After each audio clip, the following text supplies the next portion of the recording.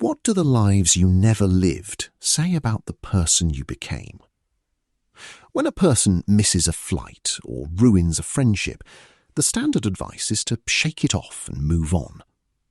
But an essay published on 29 July 2026 pauses to ask what the lingering sting of a missed chance actually offers. Alternate lives and missed opportunities act less like mistakes to forget and more like a mirror. The argument skips past simple course correction to ask a sharper question. What if the failures that hurt most are the clearest map to the person someone has allowed themselves to become? Written by Joshua Halberstam in Psych, narrated for Ava. Edith Piaf sings Non, je ne regrette rien, while Frank Sinatra does admit to a few regrets, but then again, too few to mention. Perhaps Piaf has a bad memory, and perhaps Sinatra would rather not remind us of his many regrets, but they both express a common view. Regret is a waste of time. As Lady Macbeth, who ought to know about regret, insists, things without all remedy should be without regard. What's done is done. You messed up? Get over it and move on. This advice is not just unrealistic, it's wrong.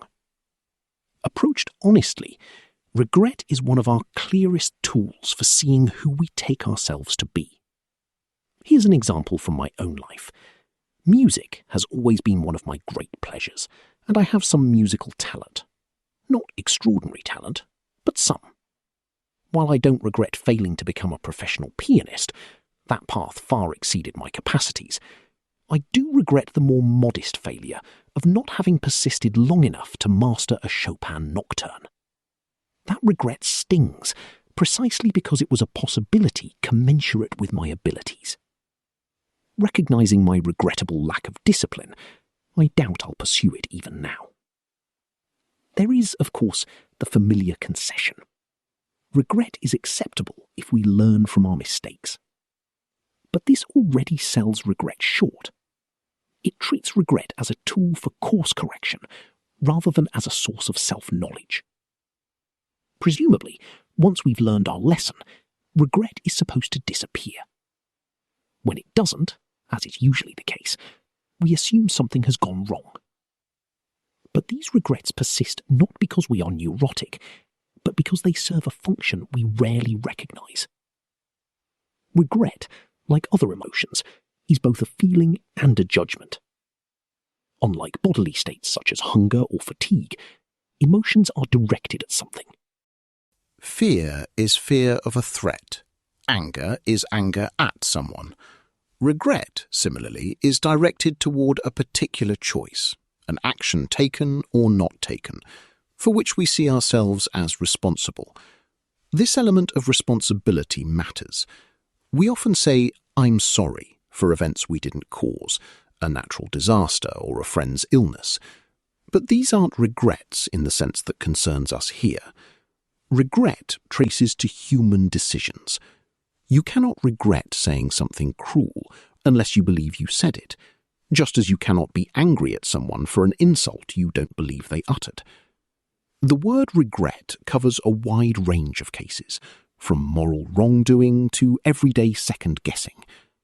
Philosophers sometimes specify a certain form of regret as agent regret, regret over outcomes we brought about, even when we are not morally at fault. Bernard Williams illustrated this with the example of a truck driver who, through no fault of his own, kills a child who runs into the street. The driver is not blameworthy, yet his regret is entirely intelligible. We expect apologies even for accidental harms. Agent regret spans both the moral and the mundane, the job not taken, the language not learned, the ill-advised purchase, the life-shaping decision. What unites them is not their moral weight, but their connection to how we understand ourselves as agents, beings who accept responsibility for our lives when we acknowledge we could have acted differently. Thoughtful regret reveals which unrealized possibilities still feel like ours. Some regrets weigh on us, others do not. In my case, that unlearned nocturne still gnaws, but not every missed possibility does. The difference matters. As a child, I dreamed of becoming a baseball legend, the next Hank Aaron. But I don't regret failing to become a Hall of Famer. That life was never genuinely available to me. I lacked both the requisite abilities and the opportunity, and I no longer prefer that imagined life to the one I have. That counterfactual simply doesn't resonate. But some failures do resonate. The list of achievements I could have realistically pursued is long. I could have learned Spanish, spent more time in foreign countries, kept up with old friends. This distinction between fantasy lives and realistic alternatives explains why missing a flight by 5 minutes feels worse than missing it by 3 hours, and why losing the lottery by 1 number is more painful than losing by 7. The world needed to be only slightly different for things to have gone well. The alternate reality feels uncomfortably close. Thoughtful regret reveals not just what we wish had gone differently, but which unrealized possibilities still feel like ours. This is the regretting that can illuminate our values, our self-conception, and how we estimate our potentials and limits. To see how regret serves as a diagnostic, it's useful to compare it with its cousin, envy. Few envy Jeff Bezos his billions, or Tom Brady his athletic gift, because those achievements fall outside the perceived range of realistic possibilities. But envying a colleague's success or a friend's diligence is much easier, since similar achievements are all too conceivable. Envy, therefore, reveals where we locate ourselves relative to others in domains that matter to us. Regret provides a similar kind of insight. By revealing which alternatives felt genuinely possible, it presents a clearer self-image, one that is often blurred. Both emotions are uncomfortable for the same reason. They expose what is taken to have been possible. Envy can be softened by shifting social groups or dwelling on others' flaws, and regret is blunted by imagining the different regrets we'd have faced had we chosen differently. These maneuvers reduce discomfort, but they also obscure honest self-assessment. We don't just regret what we did, we regret who we allowed ourselves to become. We're all subject to hindsight bias, judging past decisions as obvious in retrospect, though they weren't clear at the time.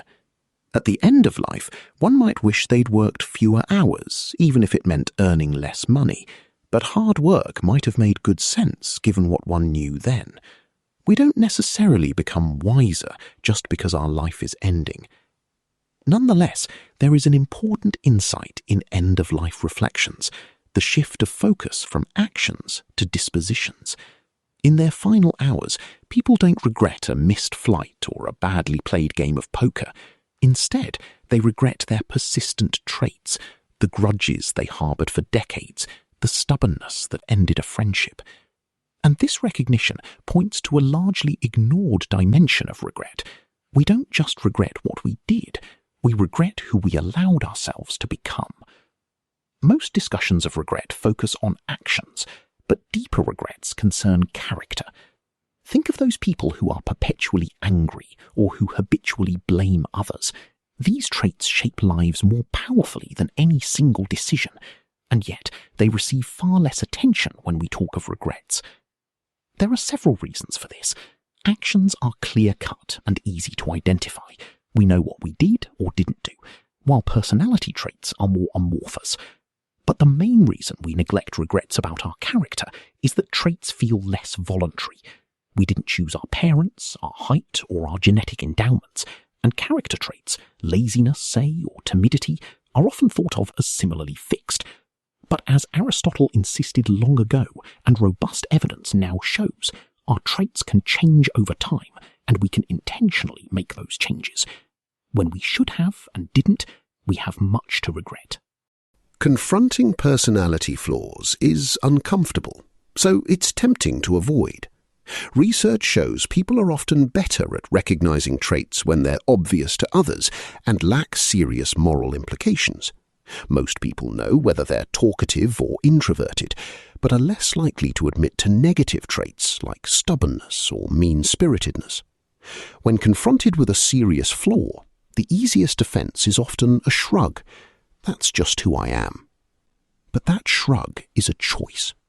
In her influential work on motivation, Mindset, The New Psychology of Success, 2006, Carol Dweck distinguishes between a fixed mindset, the belief that abilities are static, and a growth mindset, in which failures become opportunities for improvement.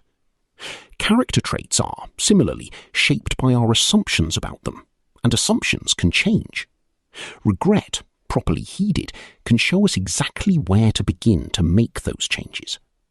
The underlying truth here is that the lives we didn't live aren't mere outtakes, they are part of the narrative structure of our actual ongoing life. By examining closely what we truly regret, the particular actions we did or didn't take, as well as the unpleasant traits that contour our lives, we gain a richer understanding of our self-conception. To be sure, some of what we discover we will have to accept, but some of our regrets will point toward new possibilities, and the possibilities that haunt us reveal more about who we are than our successes ever could. Perhaps I can still learn that nocturne after all.